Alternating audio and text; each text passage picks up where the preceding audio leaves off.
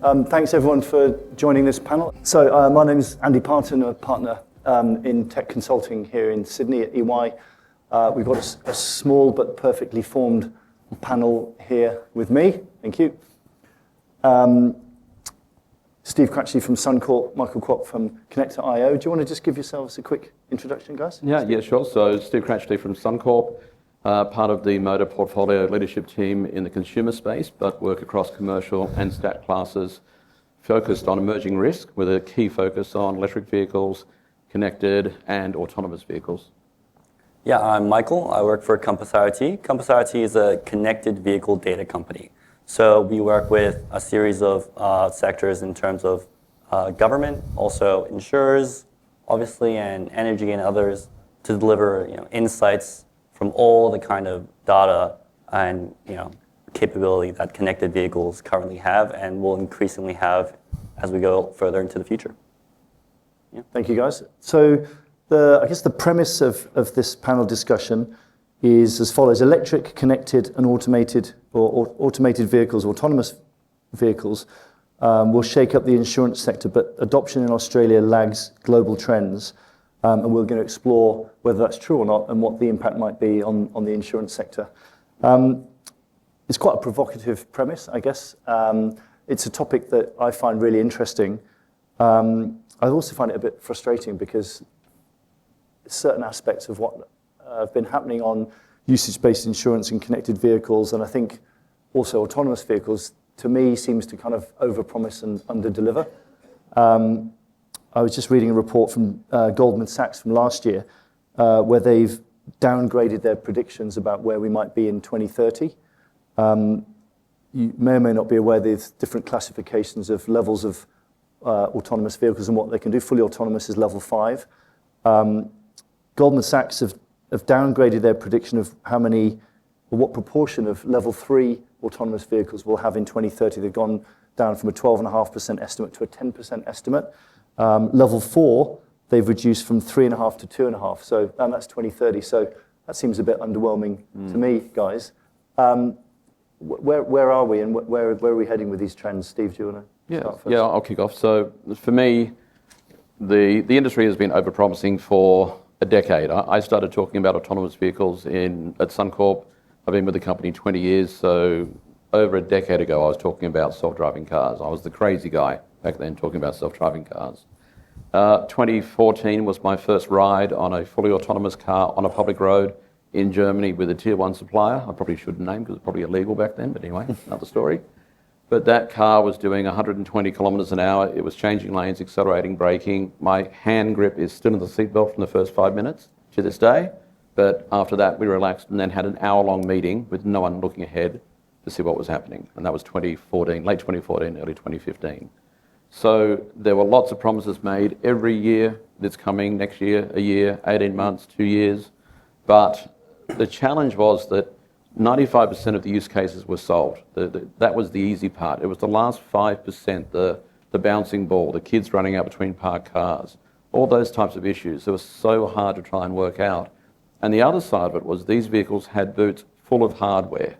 So you couldn't really use it as a normal vehicle because the entire boot was batteries and computers and then LiDAR and radar and sensors all over the place. So they had to get computer power to be powered up to advanced, the energy requirements to be minimized, and then the LiDAR technology to become much cheaper, much lower cost, which is exactly what's happened over the last decade. So we're now in a really interesting space where the technology is extremely close to the point where regulation is being passed around the world to allow these vehicles on public roads. Australia is working through that regulation right now. So this is happening as we speak. These vehicles will be legal in the UK in 2026 at level 3. In Nevada and certain states in the US, they're already legal. And the NTC have advised the Australian governments that level 3 vehicles will be available on sale in Australia, most likely next year. So we're no longer looking over the horizon. It's now science fact, not science fiction. It's probably the best way to describe it. What does a level 3 vehicle So level 3 means you you can relax. You might have to touch the wheel occasionally. You may be able to have a read of a book or something like that, really take your eyes off the road. But you do need to be able to really take control and become aware of what's happening pretty quickly. But at level 2, you need to constantly watch and be ready to take control. Level 3, you can potentially sort of switch off a bit more, sort of less. I'm not sure how relaxed I'd feel knowing that I might have to look up any minute. That's right. Take control. Ding, ding, ding. What? Oh, and that sort of thing. So, but we'll see what the different mechanisms on how to engage you. Okay, Michael. Keen to get your perspectives, and particularly, from a connected IoT background, how you see things evolving and the impact that's having and could have. Yeah, I mean, connected vehicles, automated vehicles, people kind of mention them in the same sentence a lot of the times, but there is a slight distinction. I mean, all automated vehicles are connected, but all connected vehicles aren't automated. So the first step is really, getting as many connected vehicles out there as possible. And then, companies and car manufacturers can start to take the time to really take the learnings on and develop them and have that data into their model to develop those kind of automated capabilities. I mean, just see BYD. BYD recently has announced that they're going to start their rollout of, their God mode, they're calling it. God mode, right? And then they're going to start venturing into the automated space also, where they're obviously technically late to the game, but they started with connected vehicles, getting that data, and then feeding that into the database to start there, right? And you're right, it's taking a long time for this whole sector to get started. I mean, but there are incremental improvements. Anyone with the Tesla has seen that they get incremental improvements over their automated driving over time. And for context, Tesla was one of the early adopters of connected vehicle capability. They started 2012, and it took, I think, 2018 for really another major car manufacturer to kind of release a vehicle of that same capability, and it really didn't start picking up until 2022. So you can already see with this kind of timeline, very briefly, the huge time lag between different manufacturers. Yeah. Well, I think when we were preparing for this, Steve, I mean, I think it was you that made the point that actually pretty much all new vehicles are connected anyway. They're connected back to the manufacturer and sharing data. That's how you do, you understand service frequency and that sort of thing. But Mike, talking back to you again, Michael, usage-based insurance is still relatively nascent. I think about 5% of motor policies in Australia and the US. I think we had some of us were at a guide wire session this morning talking about mobility, talking about going from 30 to 80 billion in premium by 2028. They sound like quite big numbers, but they're not really there when you think there's 900 billion in premium in motor at the moment. So whilst the technology might be there, are there other reasons why usage-based insurance maybe isn't as popular as it might be? Because I don't think it's a technology barrier anymore. I think it's trust, really. I think there's still kind of a mistrust that consumers have with insurers, with what they'll do with any usage-based insurance program. I mean, I was in the InsurtechLIVE conference in America just the end of last year, and America as a whole sector has been trying to get these programs off the ground for the longest time, let alone the efforts that Australia has been trying to do, right? But I think that I am optimistic in this sector, and the reason I am optimistic is because as connected vehicles start kind of be more proliferated without society as a whole, there are more use cases outside of insurance that create a compelling reasons for consumers to, for instance, pass on this data, right? I mean, usage-based insurance, obviously everyone relatively knows the benefits that consumers could get out of that. Right now in Australia, Origin Energy, for the benefit of having that connected vehicle access to your vehicle, they allow you to have a cheaper rate in terms of charging. So for instance, once they know when you charge, when you don't charge, they can kind of manage their grid stress. So they want you to charge in off-peak times and then not charge on peak hours. And in return for that, they give you a cheaper rate. We're working with the New Zealand government also in terms of road user charge. So that allows the New Zealand government, for instance, to charge every single vehicle based off how much they drive throughout a period of the year. And their intention is obviously to capture the EVs that are technically not paying their fair share in terms of fuel excise tax, which they don't have to pay. So I think more of these sectors develop use cases and value propositions and bring customers on board. Then instead of customers, for instance, giving permissions for just insurance, they'll be like, oh, I'm giving this for ABCD. Why not give it for insurance also? That's what I think is going to happen in the future. the usage-based insurance, it's a really interesting space for insurers. So a lot of insurers for many years have tried different models. We've had black boxes installed or UBI devices installed, things like that. But a lot of the new technology now coming through, it gives so much richer data about what's happening with the vehicle. And it offers insurers and customers different ways to interact. So it's not just about how and where and when you drive, but it's also the ability for insurers to connect with customers around, if you leave your vehicle unlocked at a train station, for example, to prompt that owner to actually lock their vehicle, to de-risk that customer's life. Or if a battery is running flat, for example, and we offer roadside assist, maybe to look at ways we can provide or promote them to replace that battery before it actually fails. So it's not just about pricing or risk selection. Those are obviously things that will come in down the track. But at the moment, most insurers are still trying to work out what's the right model, what are the right ways to engage with customers, to ask them to share their data, because this has to be based on permission. And GM learned a very tough lesson, I think, in the US, where they were selling connected vehicle data to insurers in the US market. They've now been banned from doing that for 5 years because customers didn't realise, because on page 43 of an app that you just scroll through and hit yes at the end, sort of a thing. So I think that's one of the key lessons that's great for markets like Australia, where we can see that happening and we can take those lessons and learn that you need informed consent. You need to let customers know how and why you're going to use that data, and then work with them around those. Yeah, and on our research, not specifically in this area, but generally consumer research is starting to say that there are a number of customers out there that are prepared to share their data if A, it's going to be kept safe and secure, but B, they can get some benefit from it. Yeah, absolutely. So before we sort of get into the local market in Australia and where we are and whether we're lagging or not, why don't we just talk a bit about who and where are the leaders and what are they doing? So maybe we cover that, Michael? Yep.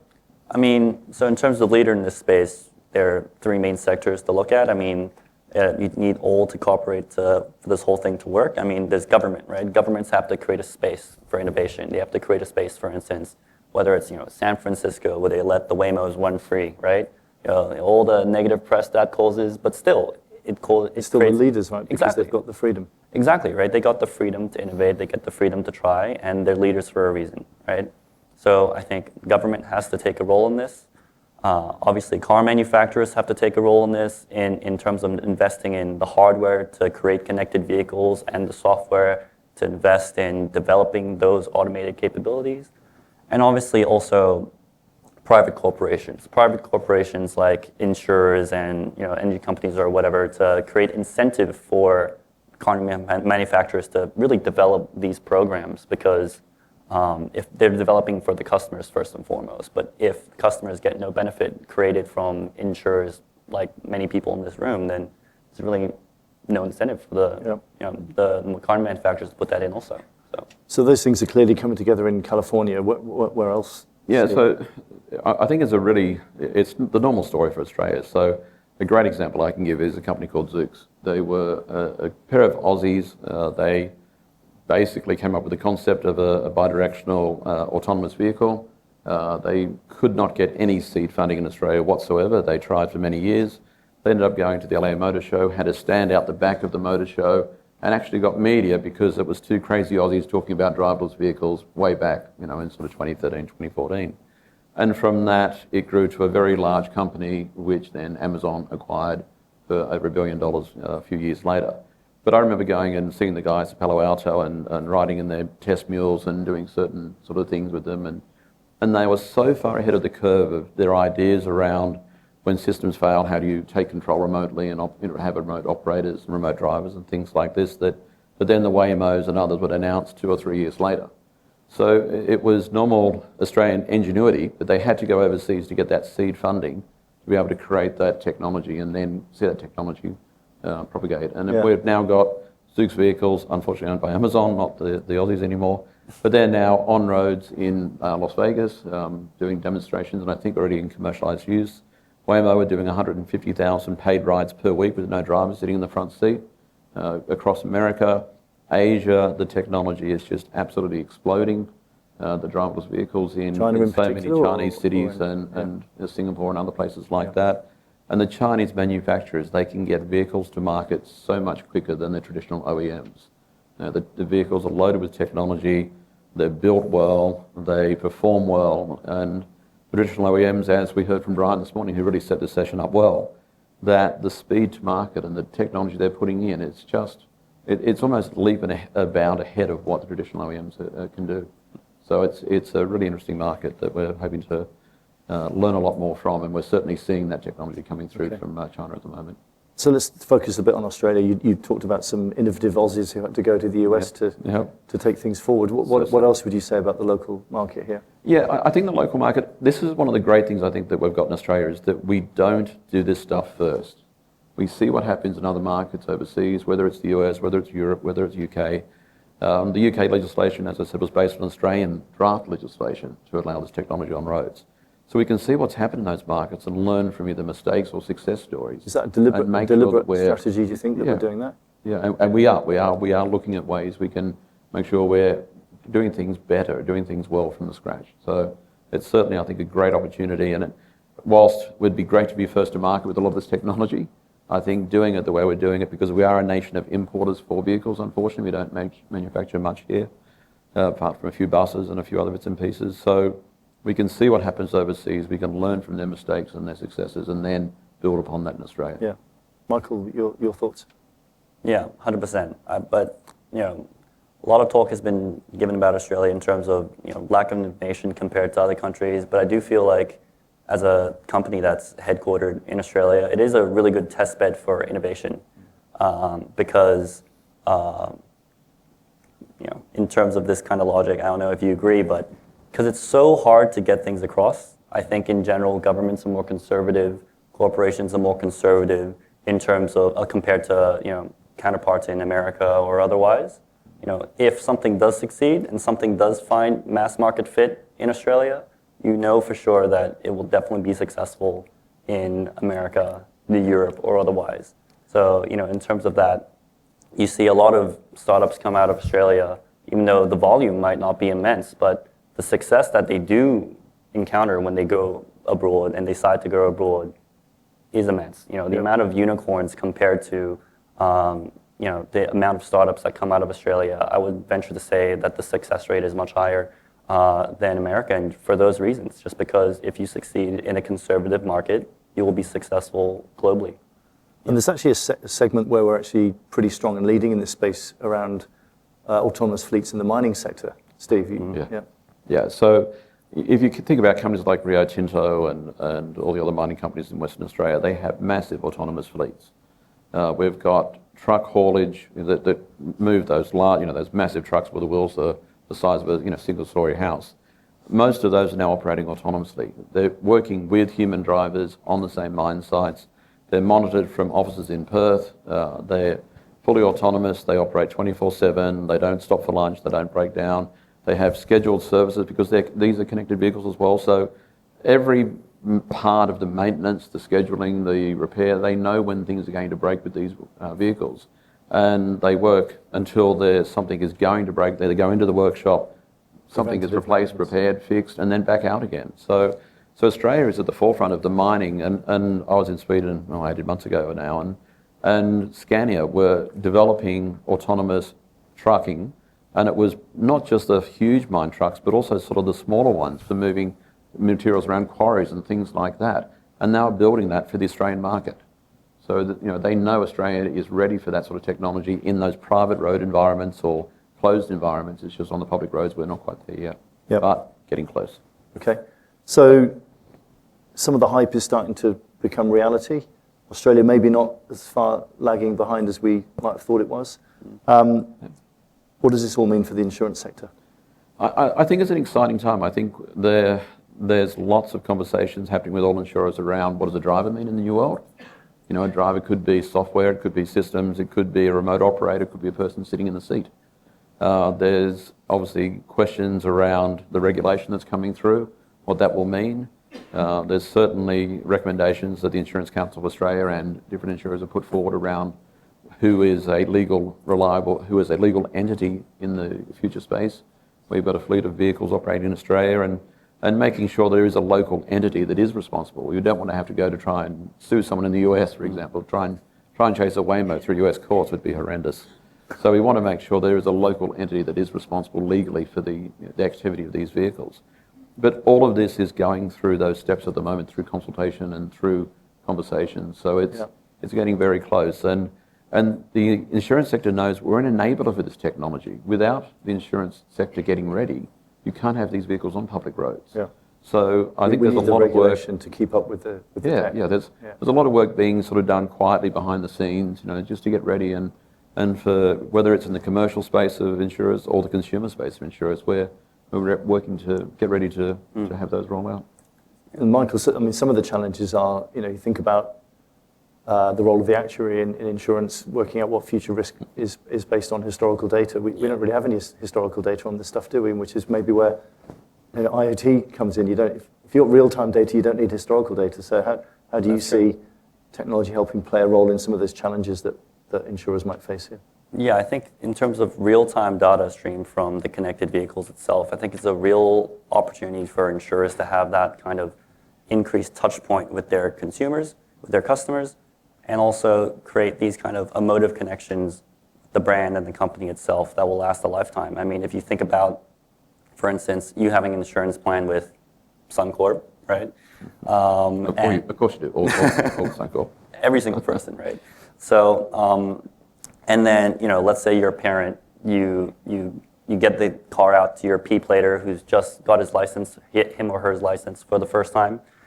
You want to know that they're safe. You want to know that if anything happens, inevitably, for most P-platers, that something will be done and the insurer will take care of your kid who's in that car, right? So, and when you get into a crash, an instant call out, all the sensors, all the cameras, all the information that's collected from the vehicle to directly connect you to, a roadside assist organization that immediately comes to help without that kind of call, that panicked call to your mom or dad. It's like, oh, I was in a crash. What do I do? Who do I call? There's a call out instantly to the vehicle. That's an emotive story that parent will have for a lifetime, and that's most likely a customer for life. And I think we're at the forefront of really creating more of these use cases and more of these stories that, I think insurers should all capitalize on. And to me, when you say actuaries won't have data, I think they panic and run out of the room with their head on fire. It's a really scary thing for most actuaries.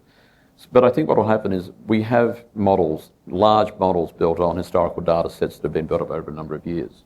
What will happen is those models will be used as the foundation. As we start to get new data coming through, then those models will then develop and expand. We're not going to have models on autonomous technology overnight, but we can reach out to other markets around the world and to non-competing companies in other markets and potentially tap into their data and their data sets and see what we can learn from those markets. And again, that's why being a fast follower in Australia is actually a benefit to the public, to the insurers, and to the industry as a whole. Yeah.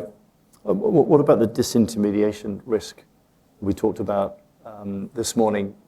I think Ford have now got Ford Insure. Yeah. The big EV companies are thinking about how to do their own insurance. Is there a risk that insurers get cut out of the loop? Yeah, I think it was a great point that Brian made, and certainly one that I think most insurers are talking about.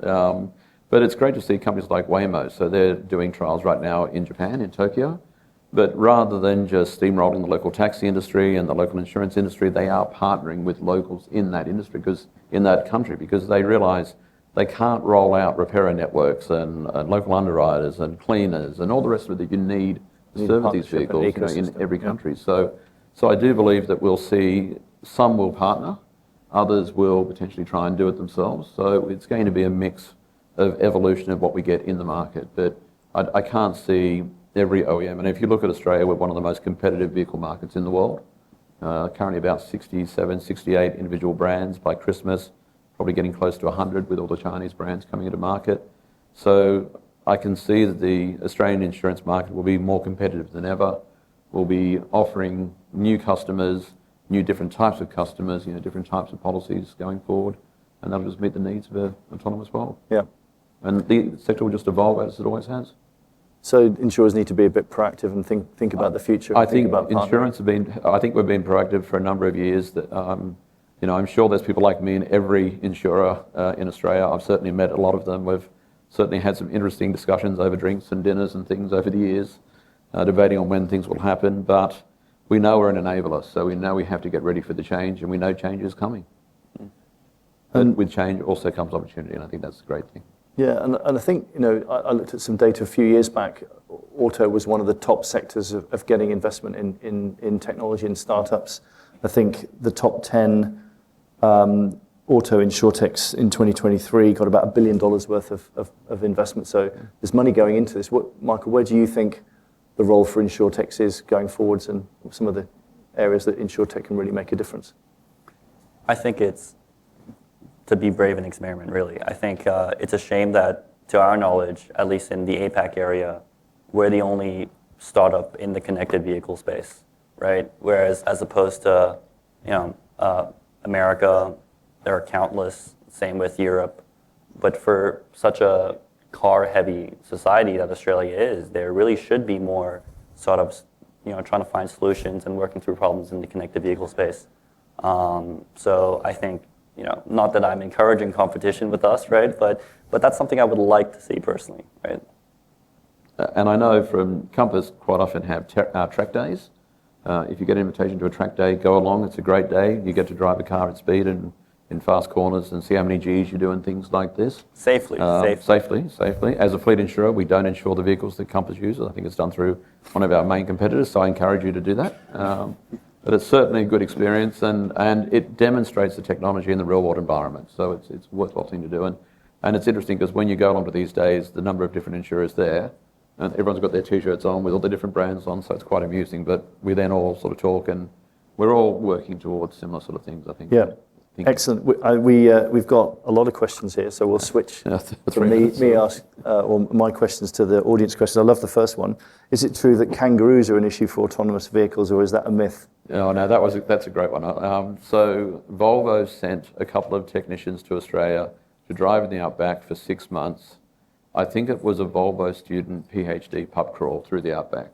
But kangaroos do have this. They have a unique motion. It's this.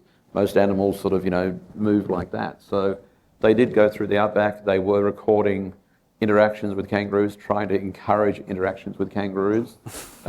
We were partnered with QUT on a research project, and they wanted to take a very small autonomous vehicle into the outback and drive it at dusk and dawn, and we quietly persuaded them perhaps that's not a great idea when you see large vehicles getting written off and they hit a large kangaroo at dusk or dawn.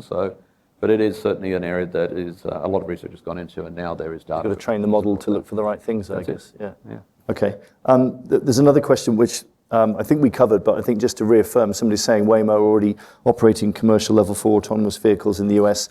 Isn't all the cynicism in the maturity of the technology misplaced? I think we covered that, and it's actually not so much a technology issue these days. It's more a regulatory issue. This is regulatory. More on EVs. What about infrastructure? If we all went out and bought an EV tomorrow in Australia, that's not going to work, is it? Because we're not all going to be able to charge them. We're generating most of our electricity from coal-fired power stations. When does infrastructure catch up with the tech? So I think Australia's in a really interesting space at the moment. So I call them Generation 1 EVs. So we're currently in a Generation 1 EV market. We've got EVs that have a range between 400 and 500 kilometres, depending on how fast they charge, whether you do it at home or at a fast charger. But then if you look at China, they're releasing EVs right now that have got a 1,000k range, can recharge 400k's in 12 minutes. And that brand is one of those brands that's looking to come to Australia later this year. Another brand's also releasing a vehicle that has a similar range. These are new semi-solid state batteries. They have less heat issues, less fire issues. That's why they can recharge faster. So we're on this cusp of moving into a Generation 2 EV. That's mitigating some of the challenges with So if you can drive from Brisbane to Sydney without even stopping for a charge, then it's going to reduce that range anxiety that most people do once a year, but does hold back a lot of people buying EVs because they want to do that one trip a year. Yeah. And I think for people who keep up with the news, the decrease in EV sales, especially in the start of 2025, that's been a pretty big headline.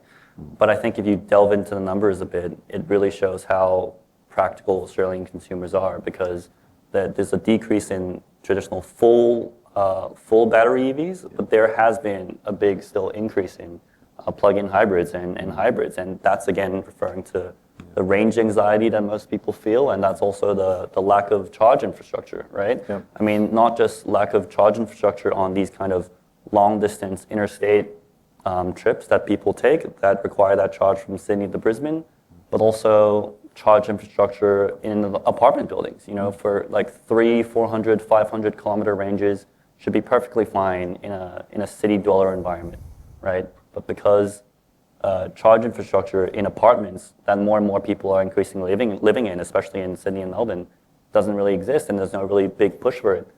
That's another reason that's stopping buyers from having that uptake in EVs. And there's certainly an issue on the commercial front around strata owners being concerned about having recharging infrastructure in their car parks due to fire risk and EV fires. Whilst there are less fires with EVs than ICE vehicles proportionately, when an EV does have a fire, it's a very big fire and hard to put out. So it certainly is an issue. Yeah, and I think also some of the headlines around EV sales, I mean, it seems clear that the market share that Tesla's had is becoming less for them, and the rise of the Chinese EVs. Yeah, absolutely. Yeah. Which creates a problem in itself. We were talking about how many new brands are coming into Australia. Yeah. The ability to get parts for those is supply a problem chain for is- insurers to work through. But I think a part of it is you see the price war that this kind of has ignited. I think rule 1 and lesson 1 of economics is in a deflationary kind of environment, consumers will just wait until the price kind of drops the absolute valley of what manufacturers are willing to tolerate, and especially with this much competition, I think once that kind of happens, EV sales will eventually pick up again in Australia. And if you look at the residual values of used EVs, they're dropping like stones because new EVs constantly falling in price. They're getting more and more tech on board as standard. So if you've got a 3 or a 5 or a 6-year-old Tesla, the value of it is just you get to sell it this week, you're going to get a 2,000 less next week or 4,000 less the week after. It's just horrendous, and it's because there's so much new stuff coming through. Is that going to keep happening for the foreseeable? Yeah, I'm not an EV owner yet, but I certainly support it. But once we get better range and better technology, I think I'll be jumping. But I just know what's over the horizon, so I just keep on holding off. Yeah, I think the attitude towards EVs is going to be that they're going to be equivalent to appliances sometime in the future. I went to China for a few months just to work with our partners, these Chinese manufacturers in China. And the attitude is definitely shifting amongst the Chinese population, which has seen a huge uptick in EVs, and not just new EVs, constant new EVs from many companies that I can't even name myself that keep coming out every single year, right? So they treat it as we're just going to own first-hand vehicles. After this, I finished the life cycle of this EV, I'm going to dump it and buy a new one because there's no real incentive to really exist in a second-hand market. That's what's happening in China. And it'll be really interesting to see what happens in Australia once EV uptake kind of increases to that same level. Agree. All right, probably time for one more, which is a bit of a gnarly one. We didn't really talk about liability and the challenge that poses in terms of who's in control of the vehicle. Yeah. Any thoughts on that? You must be wrestling absolutely. with that at Suncorp, Steve. So I've been part of ADVI, which was the Australian Drivers Vehicle Initiative, since it was incepted, and it wound up a little while ago now. But we looked at that question, and basically the simple answer is autonomous vehicles will crash. They will have accidents. If you think about a laptop, we have laptops that crash, and you get a software update and it doesn't quite work. The insurers will still be needed to be there to repair that vehicle, to put that vehicle back on road. The stat classes, your CTP type coverage, will still be needed to help people get back on their feet after an accident, after injuries. So the reality is we're still going to be repairing vehicles and putting vehicles back in people's hands, but it may be a company that owns that vehicle, it may be a corporation, it may be an individual, but there's still a need for that type of coverage, and it's an enabler for the industry, for that industry to actually get live in Australia. Could make claims handlers' lives interesting, though. It will. All right, I think we're pretty much out of time. Thank you. Thanks.